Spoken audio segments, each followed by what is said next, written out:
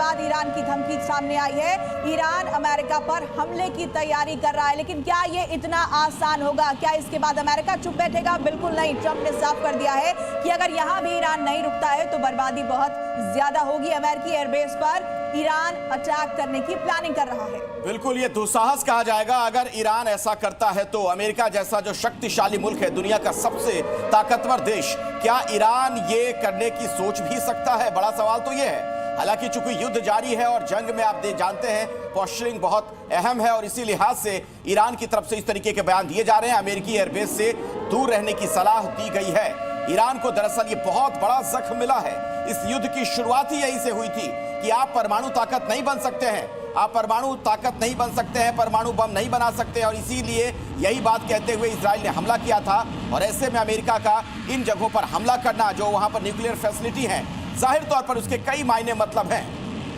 देखिए, ईरान पलटवार करने की चेतावनी दे रहा है। इस वक्त की सबसे बड़ी खबर है। ब्रजेश हमारे साथ बने हुए हैं। ब्रजेश, ईरान धमकी दे रहा है, चेतावनी दे रहा है कि हम पलटवार करेंगे, टारगेट की प्लानिंग तैयार कर रहा है, लेकिन ये बेवकूफी नहीं होगी क्या ईरान के लिए?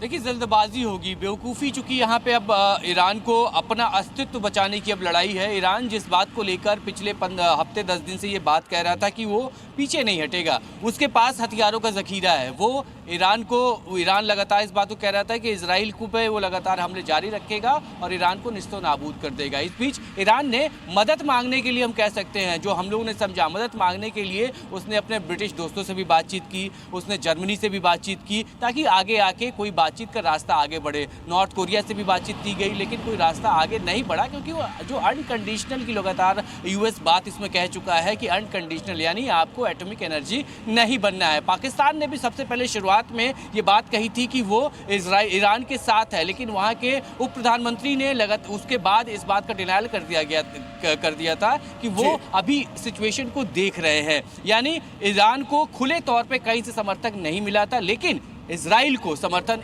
यूएस से मिला। डोनाल्ड ट्रंप ने समर्थन दिया। बड़ी खबर के साथ आती है, ईरान इजराइल के बीच में जो विध्वंसक युद्ध छिड़ा था उसमें प्रत्यक्ष तौर पर अमेरिका ने एंट्री की। 3 परमाणु ऊर्जा जो साइट्स हैं उन पर अटैक किया है। और जो बड़ी जानकारी इस वक्त सामने आ रही है वो इस वक्त आपके सामने जो वॉर ब्रेकिंग है। देखिए, इजराइल के पीएम का बहुत बड़ा बयान सामने आया। इस वक्त की वॉर ब्रेकिंग जी न्यूज सबसे पहले आप तक पहुंचा रहा है। शक्ति के जरिए शांति होगी, शक्ति से शांति होगी, और इसी सिद्धांत पर हमारा पूरा जोर है और इस सिद्धांत पर हम काम कर रहे हैं। और इस सिद्धांत में अमेरिका का साथ हमारे साथ है और इसी सिद्धांत पर हम आगे बढ़ेंगे। तेल अवीव जाएंगे हम और बेंजामिन नेतन्याहू के इस बयान को समझेंगे। Back to you Brajesh Tiwari. शक्ति के जरिए शांति होगी और अमेरिका साथ।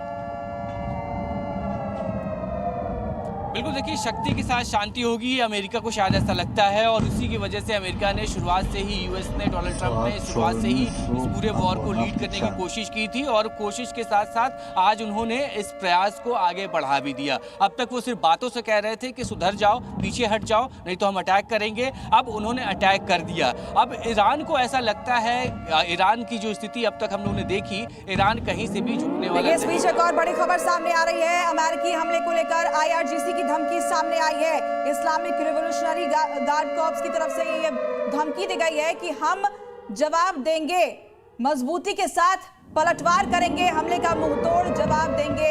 ये ईरान का एक रिवॉल्यूशनरी गार्ड जिसकी तरफ से बयान दिया गया है अमेरिकी